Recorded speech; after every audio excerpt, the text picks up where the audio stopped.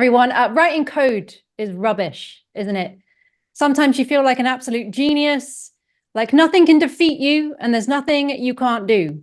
And other times it makes you feel like an absolute failure when everything's broken, you don't know how to fix it.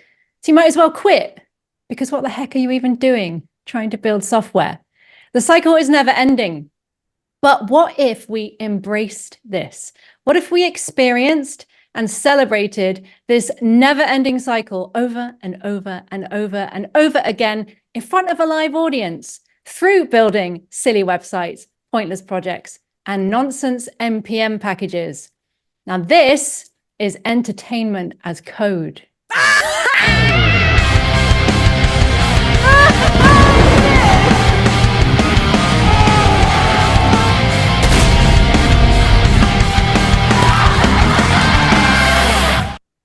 Now, Brian has given you a bit of backstory, but I want to give you a little bit more because it's relevant. When I graduated from music college with a degree in composition, I was an entertainer. I wanted to be a film composer, I was in a band, and I was a musical comedian. And throughout all of this, I was also making terrible websites for my friends. But as a musician, in order to pay the bills, you usually end up being a teacher.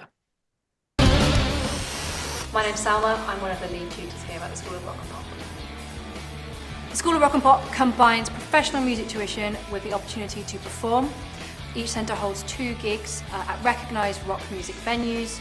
It's a chance to meet like-minded teenagers and really rock out in a way that can't be done at home. Fun fact, I couldn't play the drums then. I've started learning drums in September. It's going very well. It's very fun. But in 2010, that's far too long ago, I set up the School of Rock and Pop in Manchester, and I was teaching children how to be in rock bands for your entertainment.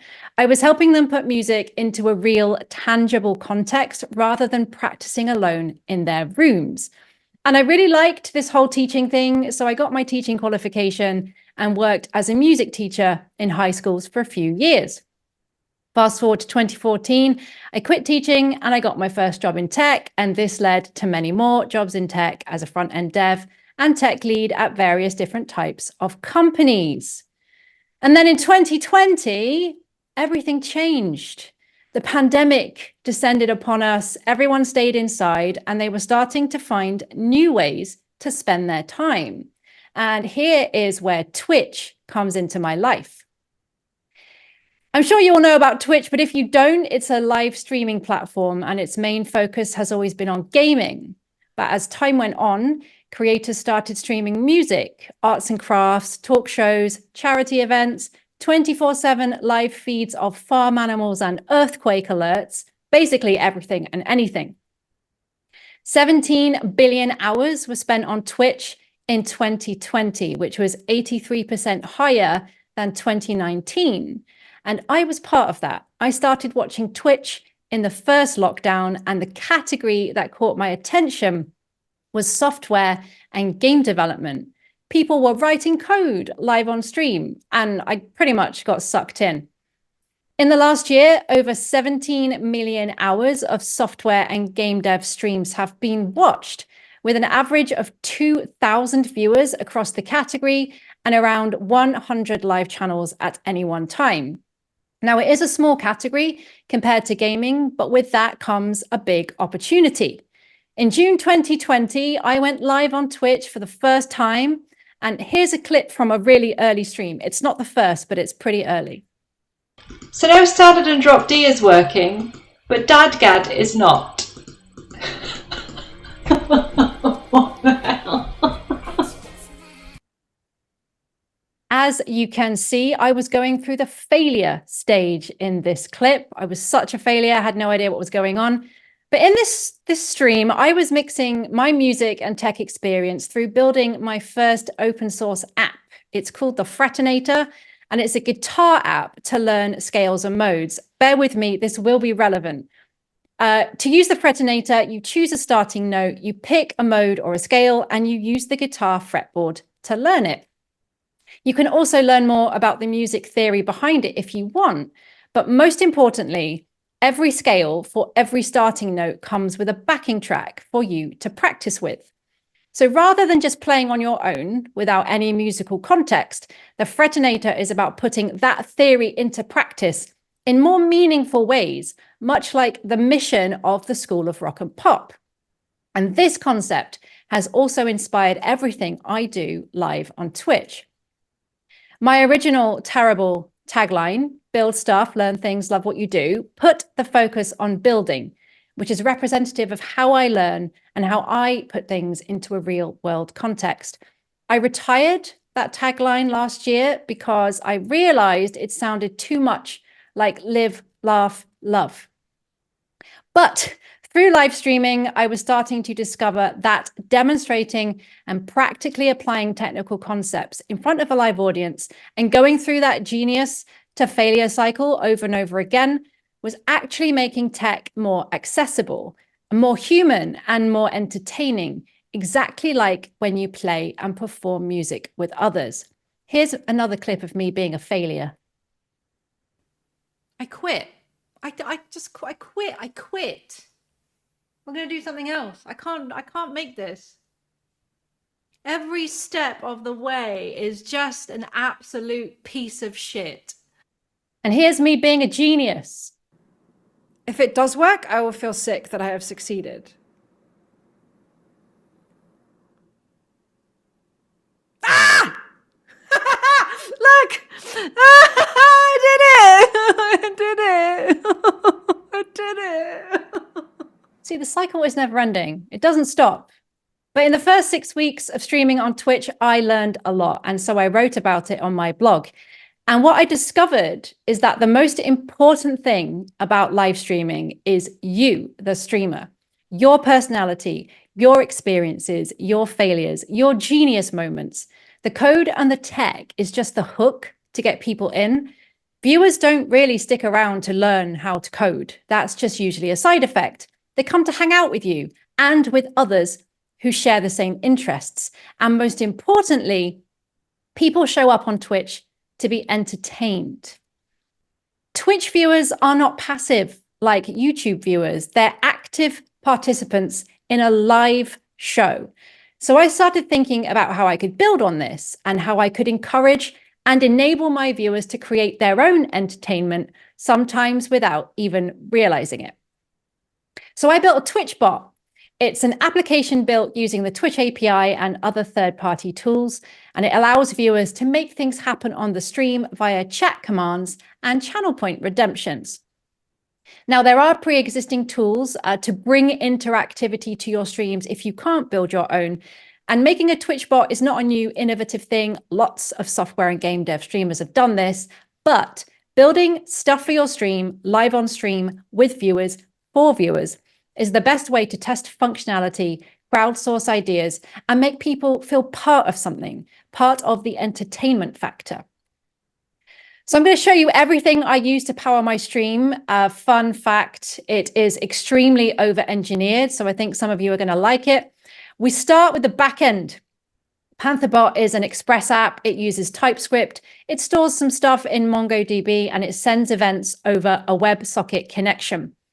It uses the Twitch API and a third-party wrapper around the Twitch API called TMI.js, and there are 2 React apps listening for WebSocket events. There's even a types package that both the backend and front-end applications use, and it also uses the Discord API to send some Twitch-related stuff to my Discord server, such as go live announcements. And all of this is brought together in OBS, which stands for Open Broadcaster Software, which I use to stream, where each piece of functionality is added to my stream scenes as URLs that you would open in a browser. I also use another app called Atom, which allows me to control OBS directly via Twitch. Let's have a look at some of the stuff it does. So follows, subscriptions, and cheering, these are core parts of the Twitch experience. As a viewer, I like to go into other streams, press the follow button, just to see how much I become part of the stream. And if I don't become part of the show, I'll feel a bit sad. PantherBot uses the Event Sub API from Twitch, which lets your application subscribe to events that happen on your channel. And when an event occurs, such as a follow, Twitch sends my app a notification. So here's what happens when I receive a follow event. We first check for an existing follower in the database, and if we don't find one, we find the Twitch user by ID, and then we build up a follow event and send it over the WebSocket connection. Most importantly, the event contains the follower name and their profile image, which is how we'll put the viewer into the stream. This is the front-end React component that displays all the alerts. There's a queuing system to account for lots of things happening at once, which could happen if you have a lot of viewers. And each type of alert shows a different image and text depending on what's sent by the backend. Sound is also important for a live show. Each alert plays a different custom guitar riff sound recorded by my husband. And yes, I did build the Frettinator for him. And actually, I do have a funny story about these sounds. When the repo was open source, it's not now, it's private, I stored the MP3 files for alerts in my Google Drive, and I used environment variables to access the URLs to those files when needed. Sometimes the alerts would stop working, and it took us a really long time to work out why. What happened was that too many alerts at any one time would actually DDoS the connection to Google Drive, and it would deny the bot access to the files. So that's quite fun that me and my chat DDoS Google. Anyway, here's a follow alert. I'm on Tieram. Thank you for the follow. Welcome. Also noticed two other events that happened. One that changes the Panther logo overlaid on my camera at random, and one that rains down my Twitch emotes. As you watch a stream, you accumulate channel currency, and you can choose to spend that currency on fun stuff set up by the streamer. Among many other things, viewers can trigger the logo change manually via channel point redemptions, which also triggers a custom sound. And viewers can also make the emotes rain down by typing different weather words in chat, such as rain, hail, or snow, which changes the intensity of them.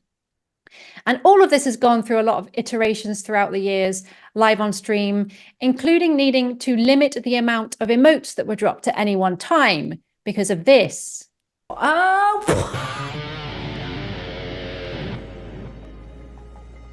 That happened when someone gave me 50 gift subs for the first time. It broke everything. We were testing in production and it didn't scale. And yes, we heard that guitar riff 50 times. But that's entertainment. The act of writing the code to make that happen live on Twitch was entertainment. Viewers being able to cause chaos in my stream is entertainment. And what sometimes happens unexpectedly as a result of all of this is also entertainment.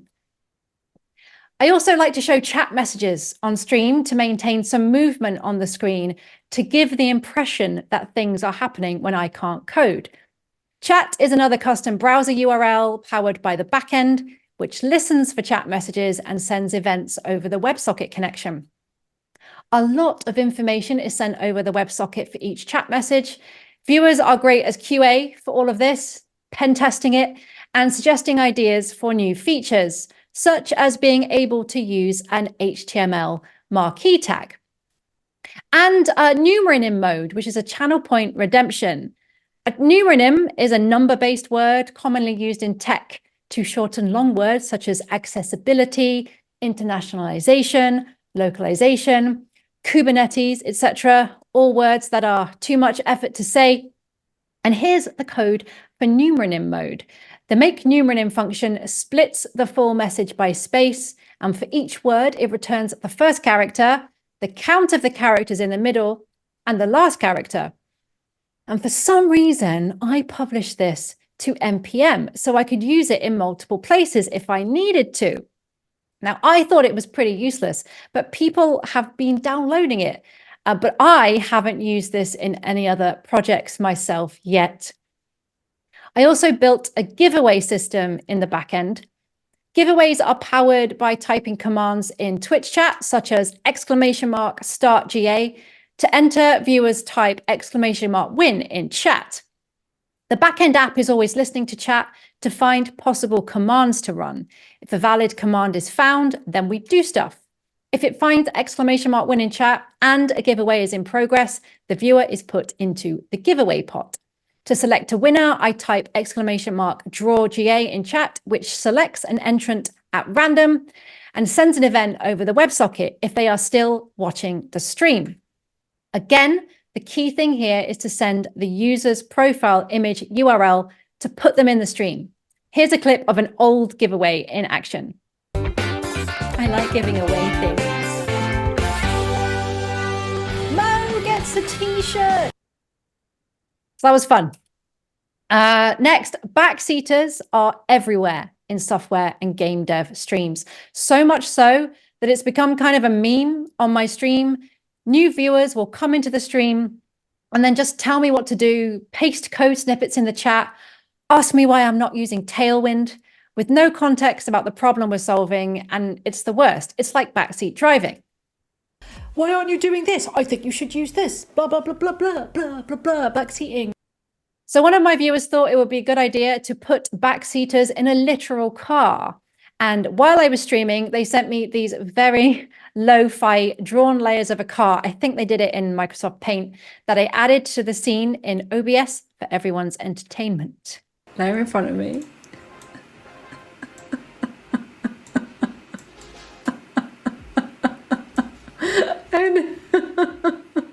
Okay. So I got it set up eventually. 1 second. 2 Taco Bells, please. With sparkling water. Thank you. I've actually never had Taco Bell in my life, but sparkling water is far superior to still water. I'm just putting that out there. Anyway, the car is evolved, of course, and can be triggered by viewers if they feel someone is misbehaving. Here's how it works. Again, the backend listens for a command in chat, !BS. What BS stands for here is open to interpretation. And then we grab the username from the message. And if the targeted backseater is present in chat, we send an event over the WebSocket. Again, making sure to send the profile image URL. And today it looks like this. I want people to send me loads of code in Twitch chat. So it's big and obtrusive and fun. Chaos is entertainment. And I've now added so many channel point redemptions, interactions, and triggers that break things through edge cases and conflicts. And I haven't fixed them on purpose because as a viewer, it's fun to break a stream. It's fun to cause chaos. And it makes you want to keep coming back to cause more chaos later. My redemptions are too cheap. So they go too far. This is fine.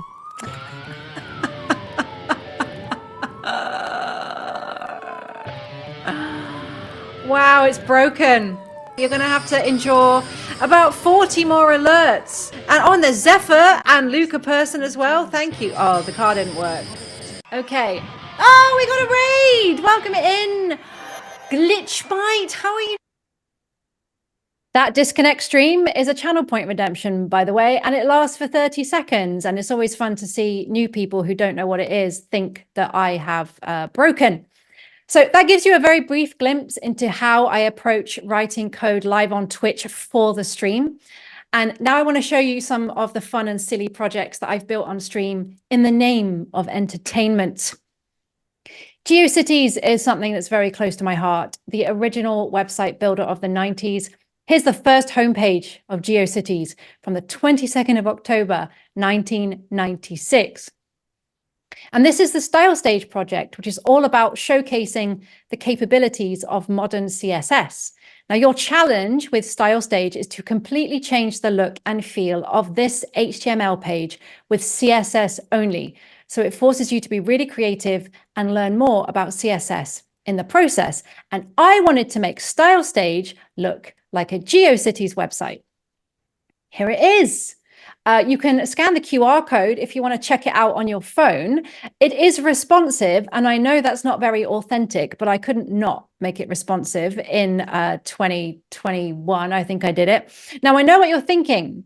Salma, how did you pull off getting those iconic dancing baby GIFs on that page without editing the HTML? Well, I'm glad you asked. Base 64 encoded data URLs, which are added as pseudo elements to existing HTML elements on the page. And they're assigned to CSS custom properties to be able to use those data URLs easily because they're so long and like they broke the file a lot because I used too many. The fake visitor counter is also powered by a CSS animated pseudo element. And yes, I did manually specify 100 keyframes to change the visitor number, much to the frustration of my viewers as they were forced to watch me do it. Other highlights include this fake marquee using the papyrus font, added via another silly pseudo element, powered by a CSS animation using transform. And these globes, these beautiful globes, which are powered by the CSS list style property and a custom property of a data URL of another base64 encoded GIF. I learned loads through making this silly thing, and so did my viewers as a side effect, and it was entertaining. And speaking of 90s internet nostalgia, I made a web ring. A web ring is a collection of websites linked together in a circular structure, usually organized around a specific theme such as tech. They were popular in the late 1900s and early 2000s, particularly among amateur websites. So that's my website and probably all of your websites in the chat here. If you are a member of a web ring, you'd display that on your homepage. Now, the aim was to be as easy as possible to display this widget on any website built with any or no framework. And I wanted to make sure that updates, for example, when new members joined the ring, would be automatically pushed out to all sites without a redeploy. And it's especially important if you like static sites. Now, this is a web component. It's a throwback to Windows 98. Clicking join takes you to the GitHub repo. You can navigate back and forth between the sites in the ring, and you can click to go to a random site. To add yourself to the ring, you can open a PR to this repo and add an entry to the members.json file with your name and site URL. After the original release, I had 26 more people add themselves to the web ring. Some of you are either speaking or in the audience today. Hello. And for some people, this was their first open source contribution, which is pretty cool.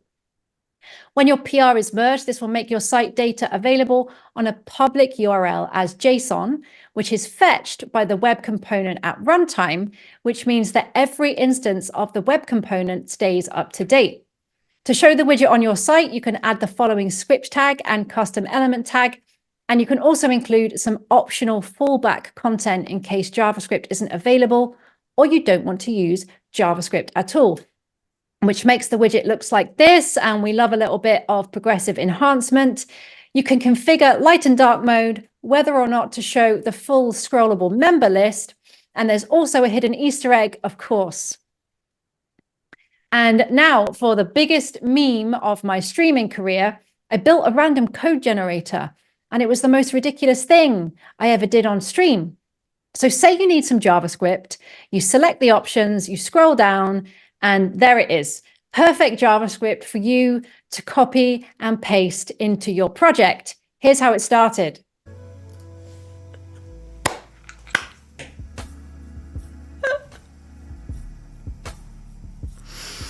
Quality memes.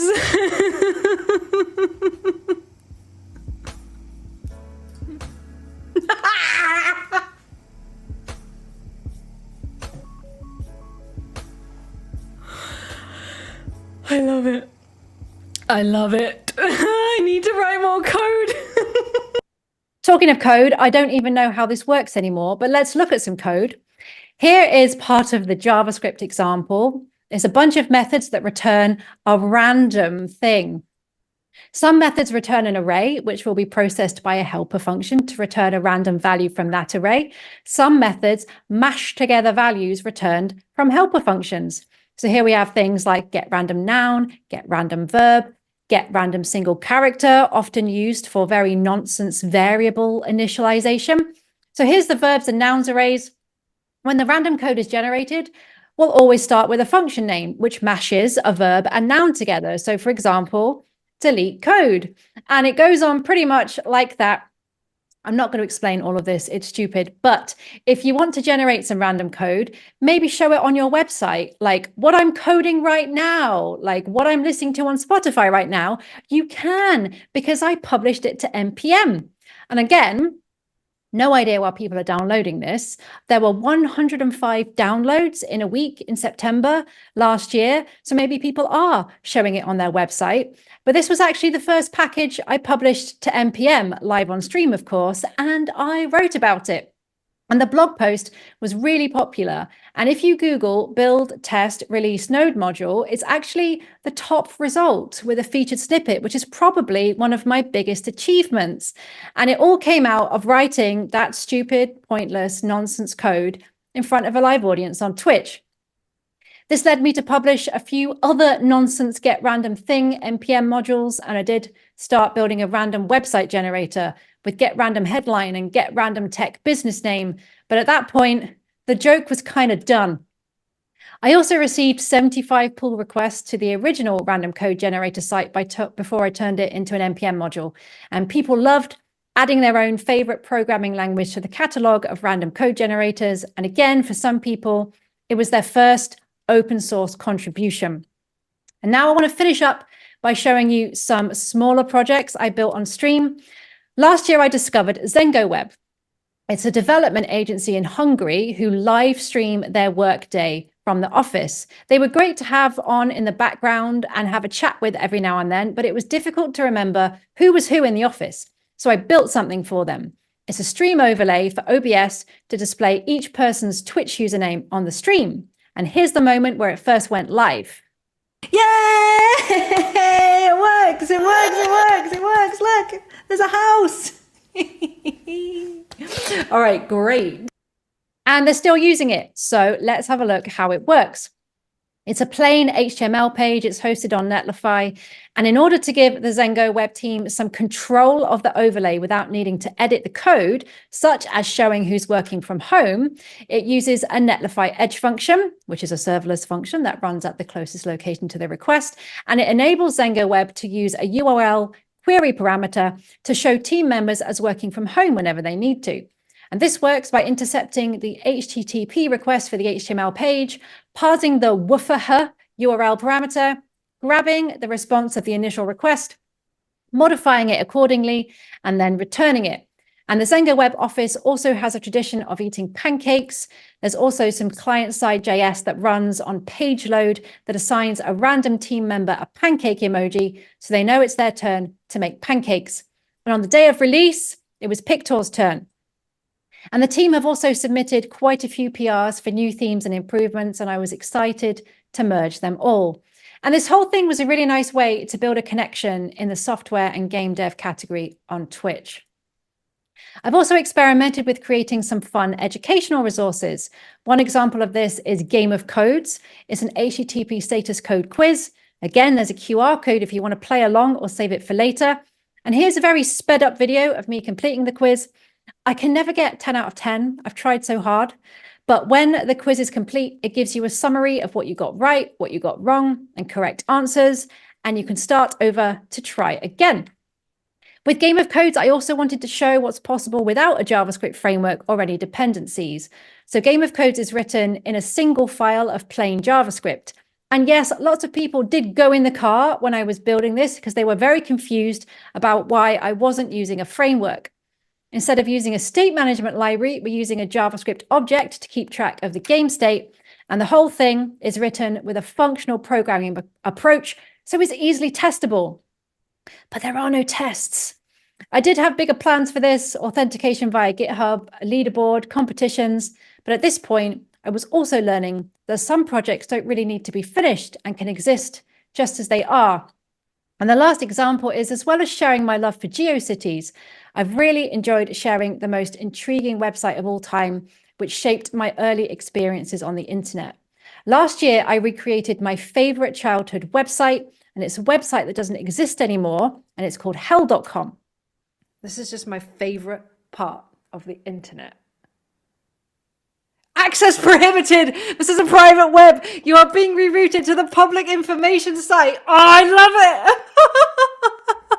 Now, the public information site is just Google. But when this happened to me as a teenager, I believed it.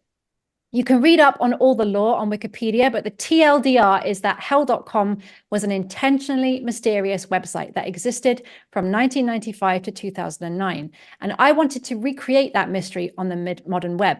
Now, there are too many Easter eggs and too many things to share and not enough time, but I used a combination of the pages and user journeys from Wikipedia and the Wayback Machine to recreate it. Here's me randomly clicking around on the website I made. It's built with Astro and jQuery. jQuery because I wanted to preserve the nostalgia of an earlier web, even though it's still the most popular JavaScript library used on the web today. And it was a little tricky to get jQuery working in Astro, so I wrote about it on my blog. If you like to blog, or if you're just thinking about it, the best things you can write about are things that were difficult and problems you solved, because chances are someone else has also experienced it. And it's also a great way to document all the stupid stuff I've done live on Twitch. And I have one more closing piece of advice for you, and it's to ship your silly side projects. Have fun with code.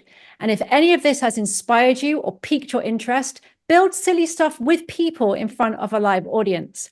Silly stuff like this website, because silly things stick. I remember a time in school at 11 years old when we were learning about alcohol. And instead of the teacher standing at the front of the class and telling us alcohol bad, he spent the whole lesson stumbling around the classroom, slurring his speech and being silly, making us laugh. We were entertained and we also learned stuff. I never forgot that lesson, and I always drew on that approach for inspiration when I was a music teacher myself. And it is right at the core of entertainment as code. I write code for your entertainment. My name's Salma. You can find me on the internet everywhere as White Panther. And I'll see you live on Twitch, hopefully. It's chaos up in here. Yes! Pro streamer. That was so much fun, Salma. I think I haven't, like, I just kept kind of laughing to myself, seeing some stuff, bringing back memories of sites. It just kind of, seeing how the stuff you chose to build, it's just kind of, it's so much fun seeing those projects. And I've done some of those in the past, and I agree with you that the pushing people to just kind of write stuff because it's fun and not because it has to be useful. Web dev doesn't have to be so Yeah. serious. You're right. Yeah. Yeah. I remember even like I submitted, you remember a conference named Fluent years No, I back? don't. It was a big O'Reilly web conference, and I really wanted to speak there. And I noticed they had a game dev category, and I'm like, well, I don't know anything about game dev, but you know what? I wrote a presentation proposal for like how to write like basically chiptunes in JavaScript. And that they accepted it, and so I had to go, like, I'm there presenting how like I wrote a whole thing to like spit out like Mario theme and Amazing. stuff like that. And yeah, it was so much fun, and I kind of miss those days. So we do have audience questions. Ooh. First of all, Savannah asks, love the presentation. How do you go about picking your next project? A lot of the time it's just around, I get a lot of random ideas, stupid things, and I add them to my like task tracker in Notion, and then I just decide to do it. Like, I really don't put too much thought into it. And I think when you do put too much thought into it, that's when things get difficult and not fun. So for example, the random code generator, I was just sitting on my sofa one night and I thought, oh, that will be silly, wouldn't it? And I bought the domain that night, and then I had to build it the next day. And obviously it took a few weeks to build in its state that it's in, but just don't overthink it. I get ideas from everywhere. Like, anything I think of, I write down.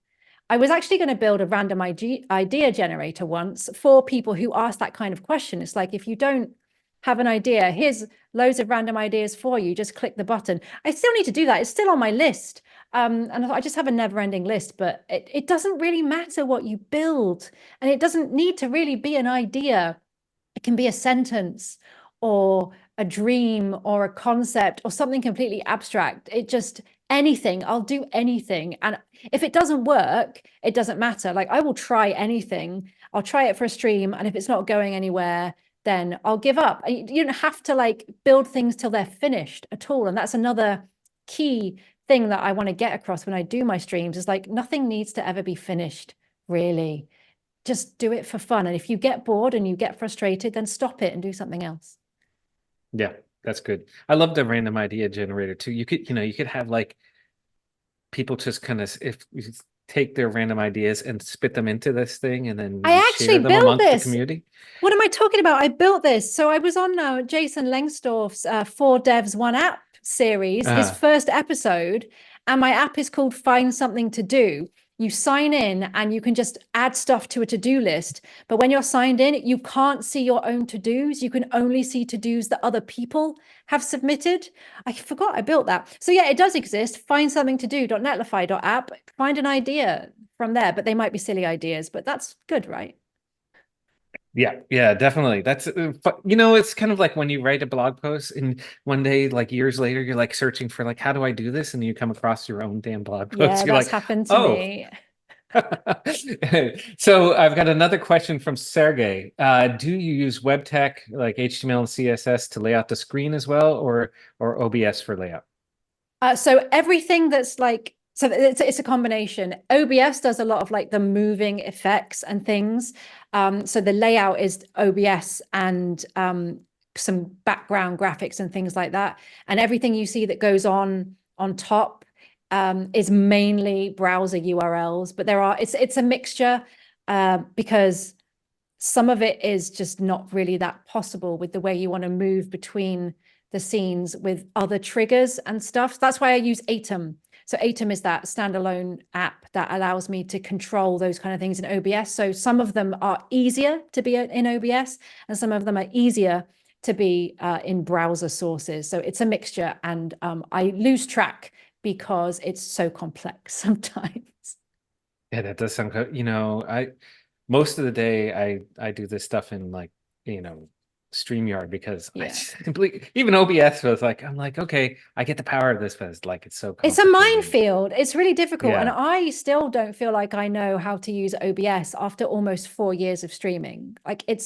And new features and new plugins and new stuff's coming out all the time, and you want to use it all, but like it complicates things.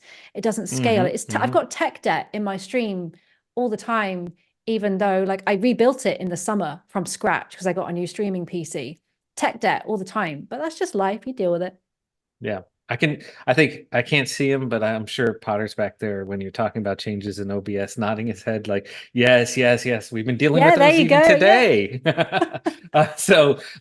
Joaquin asks, do you have any fun or silly plans for the stream in 2024 that you'd like to share? Yeah, so what I've started building last week is it's a music collaboration experience in the browser. So what I want to do is like have a piano, some drums, guitars, like lots of different instruments that will use WebSockets to allow multiple people to jam together in the browser. And one of the key concepts about that is that if you just let everyone have a free-for-all, it's going to sound rubbish. So I need to bring in some musical constraints into that, such as being able to jam in a particular key and use particular notes and maybe in a particular rhythm. And I'm going to use PartyKit as well for that because I've never used PartyKit before. Again, trying to use tech that I've not used before to create something like fun. And also, again, merge the whole music and tech thing. It doesn't really have a use apart from it will be fun to build, and it will be fun. It'll be a challenge to build, and it will get people involved, and it'll be entertaining. So that's what I'm building at the moment. There was also another thing that I wanted to build that I bought the domain for, and I did a couple of streams on it like a year ago, and it was called Panther World. And I do want to build this still. And Panther World was a thing that was meant to blur the lines between me being online and offline. So every time an event happened on Twitch, there would be a random item that spawned in one of 4 zones of Panther World. So you'd have like a mountain zone or a beach zone or a city zone. And you could choose as a Twitch viewer to hang out in one of the zones. And the item would spawn in a random zone. And if you were in that zone, you could collect it. It would take time to go from another zone to that zone. So you had to decide whether you wanted to move or not. And because I get follows like when I'm offline. So if you could hang out in that browser URL and collect items. And then, you know, there would be rarities of items. So you might be able to collect a laptop or a carrot or an artichoke. There's a proof of concept that I built of it. And there's a couple of Twitch clips on my Twitch channel. And then it was intended to blur the line. And then it was intended to gamify the whole stream experience. And I have no idea what people would do with these collectibles, but they would be stored against a username, and people could like experience me streaming without me streaming. So it's a huge project though, because I wanted this kind of like 3D world, and I don't know how to make 3D stuff in the browser. It was like a game. So maybe I've got to get into game dev as well. But they're the two things that pop to mind right now.